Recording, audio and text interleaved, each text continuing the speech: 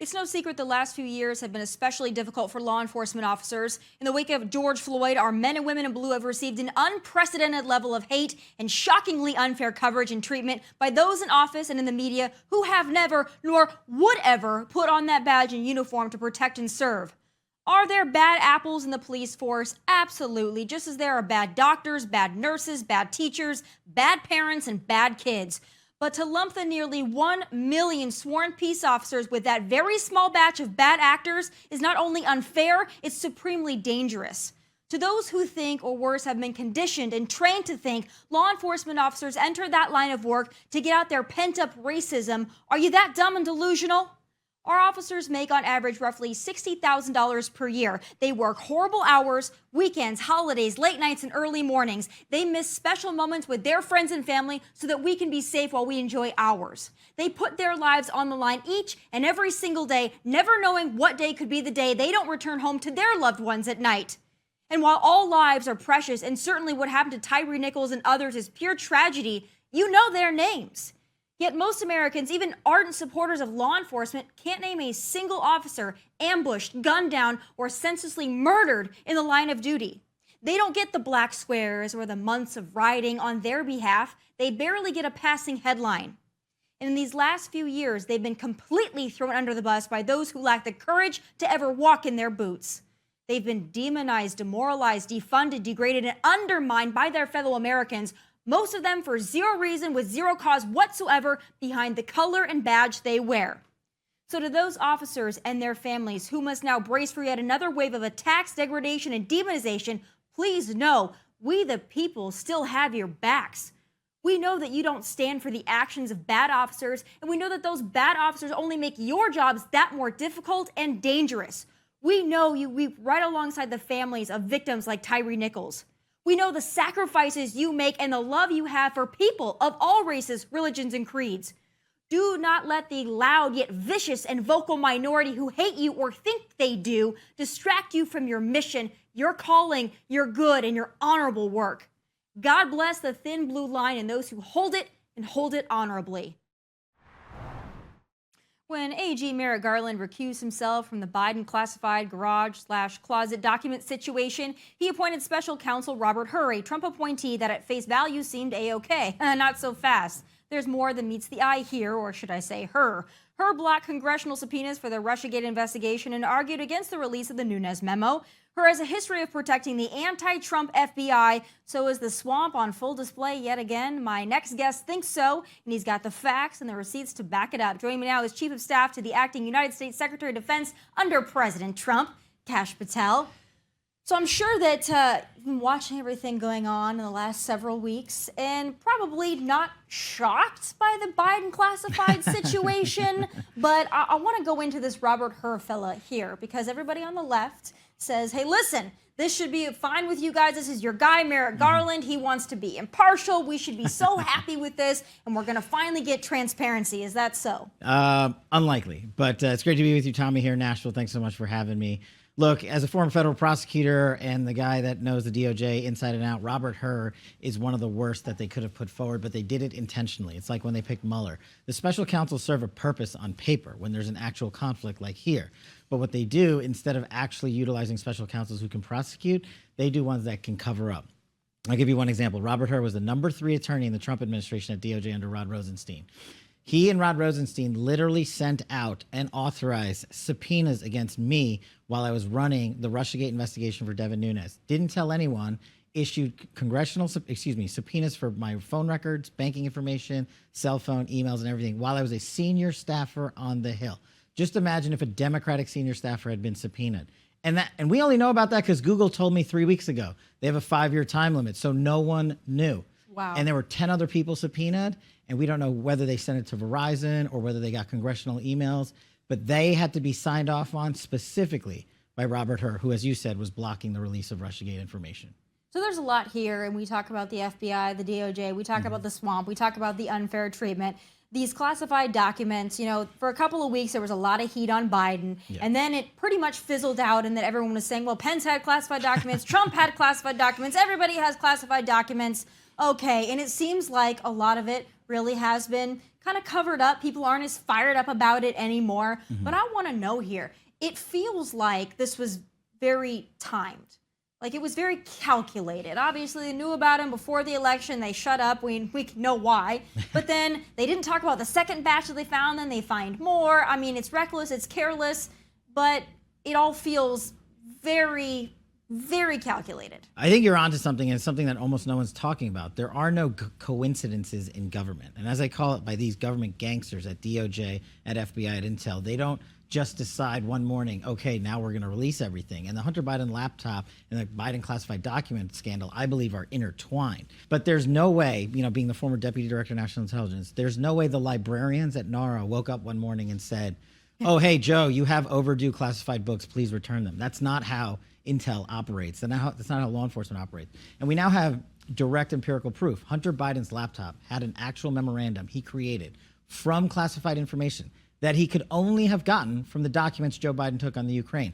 Then he memorialized that information himself and sent that memo to the Ukraine, and he received a 7-figure payday in return. That is the very definition of stealing classified information, pay for play, and other violations of the federal statute. And I think this investigation started a year plus ago, and it was timed, as you said, and these investigators in Congress have to demand what we call the origination documents from the FBI to prove it to the American people when it began.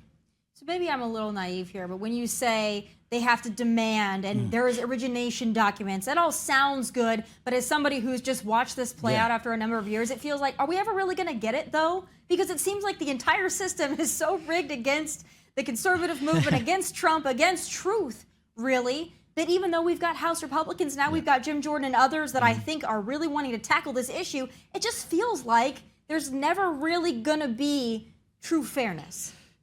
You're not far off. I think we have a chance. When we were running Russiagate, when I was Devon's chief investigator, we did one thing that hadn't been done in Congress in years. We issued 17 subpoenas, congressional subpoenas for not just people, but documentation. And Jim Jordan was a big part of our Russiagate scope back then, so he knows the fight. Now, Congress has one mechanism above all that nobody else can pull when they issue a congressional subpoena. We did it one time before in congressional history. They can take the money from the government gangsters that are running the DOJ, the FBI, and the IC. And I'm not saying take their operational funds. We need them to do the actual everyday work. I'm saying take the money that buys Chris Wray 10 new Cadillacs and allows him to fly to Davos on a government-funded jet. Take the money that gets Merrick Garland $100,000 in new furniture. Take their money and hold it. It doesn't have anything to do with the budgeting process. They can literally put this thing called a fence up around 10 million here, 5 million there. Documents will show up the next morning. We got 1,000 documents overnight the last time we did that during Russiagate. It's a real opportunity for accountability. It's just going to take some backbone in Congress. Help me connect the dots here, because this all seems a little too close for comfort to me from the beginning, from the get-go of this, with the Hunter Biden, Ukraine, and how the big guy was involved, and then now this information that you're telling me about what Hunter may have done, this, that, and the other, and then currently we're sending more resources, billions of dollars to Ukraine, sending Ukraine tanks. I mean, it's an endless war. Is this all connected, loosely connected, or are there dots here, or is that just completely unrelated? No, I think it's all connected, and not even loosely to a certain degree. It's no coincidence that we're talking about the Ukraine and Hunter Biden's pay for play from Joe Biden's theft of classified documents relating to the Ukraine, dating back 20 years to his time in the Senate. It's no coincidence that we're talking about CCP and the Chinese government in the same fashion. These things are all interrelated, and the only way to prove it, as we did during Russiagate, is simple. Don't write memos. Don't write summaries for the American people. Show them the receipts. Put them out there for everybody to digest themselves and say, the one thing I learned is that the FBI and DOJ are so arrogant, they think they will never get caught. So they actually write down their own unlawful deeds because they think, oh, we're above board, we'll just write everything down. It's how we caught him in Russiagate, and it's I think, how we catch him here. I mean, the Ukraine fiasco, when you have 55,000 homeless veterans and 24 of them committing suicide every day in this country, and we're sending $150 billion to the Ukraine along with tanks, do you know the Ukraine is going to be the next modern-day Afghanistan? And I've said tragically, we will have conventional forces, U.S. soldiers on the ground there inside of a year. Who's going to operate all this machinery sent them? Right.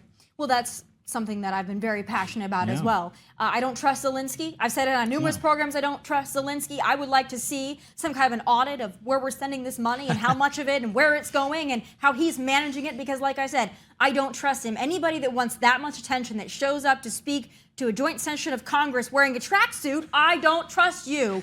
Put on a frickin' suit. No, He you're gave right. you billions of dollars. I don't trust him. I think he's slimy. He wants to be doing award show speeches, and he wants the glitz and the glamour, and he wants to be on the cover of Vogue. I don't like him. I don't trust him. I feel for the people of Ukraine, Yeah. but that doesn't mean that I believe in sending a blank check to any country. It's very troubling to me. It's worse. So why I analogize it to Afghanistan, and it's terrible to be doing so, but it's factually accurate. When we sent money to Afghanistan, they have no banking infrastructure. So we literally flew in, the United States military, pallets, tons of hard cash. That's exactly what we're doing in the Ukraine. You want accountability. You want an audit. This Senate, who's passing this budgeting operation to go over there in the billions and billions of dollars, they can't track a single dollar because there is no banking infrastructure in the Ukraine that allows us to trace where we send money. They're literally flying it in. Zelensky's taking it like Karzai did in Afghanistan for a decade on end, and he's giving it to his friends, or he's putting it in his basement, or he's having driven out of the country to whatever, Switzerland. We have no idea. And then at the end of the day, he'll use some of that money to buy the tanks that we sent him, which is just the biggest defense industrial complex boondoggle. I think the defense industrial complex is worse than the lobbyists, worse than the white shoe law firms, and worse than the members of Congress. It is one we took head on in the Trump administration, and they did not like it. But it's going to take a lot more courage in Congress to shut those guys down. On both sides, because Republicans are Yeah. just as guilty of this. When I say, Oh, yeah. when I see Mitch McConnell say that our number one priority is Ukraine, I mean, put that on all of your reelection stuff. Then every Right. Republican and every Democrat out there, make Ukraine great again, because that seems to be the goal and the mission here. Last thing I want to ask you, because you brought up Russiagate. We now have so much information on this. We know what Adam Schiff did. We know how big tech was involved in all of this. And I ask every single person from the administration, from Congress, the same question. We know all this information now. It doesn't seem to be moving the scale. People don't seem to care as much as they should. When I talk about people, I don't mean people in DC, people like you and me. I mean your average, everyday person. They don't seem to be as shocked by all of this or as concerned at all of this as we are. And I don't know how we make that connection, if it's possible at all. We keep doing your show and all these great shows that keep talking about it, because Russiagate's the perfect example. 50% of the country still thinks Donald Trump's a Russian asset thanks to Adam Schiff and his buddy Swalwell. We do shows all over the country, and when we talk to live audiences, I see a breakthrough for the first time. They are like, look, we were actually lied to for 5 years. Now we know when you talk to us about the Hunter Biden laptop or the Joe Biden classified information scandal and how it's different from how Trump is being treated and how there's a two-tier system of justice that's been created by these government gangsters at DOJ and FBI, they're starting to listen. It's going to take time. They're not watching CNN as much. They're not watching MSNBC as much, and they're listening less and less to the people that we've identified as corrupt officials. The way we do it, in my opinion, the best, is you have to get the documents to the American people. There's no show on earth.